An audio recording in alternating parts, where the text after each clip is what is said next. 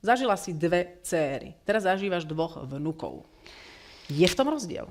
Ja si dovolím citovať jednu moju kamarátku, ktorá mala tiež céry a potom samých vnukov. A ona povedala, ja som teraz pochopila, že ja som nemala deti.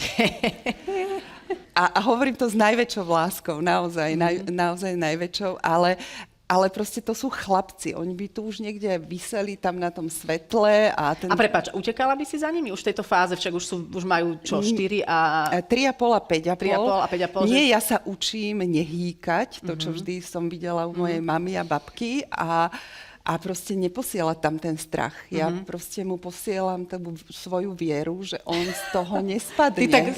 Čiže vysí z toho lustra a ty tak sedíš a posielaš mu tú vieru.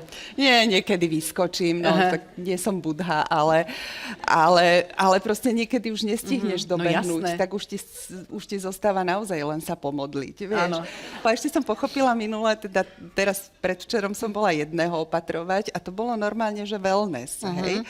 Ale keď sú 2, oni robia taký hluk, ja neviem, či to poznáte, alebo či ja som len taká precitlivená, ale ja mám normálne po 2 hodinách poruchy vedomia. Naozaj, že...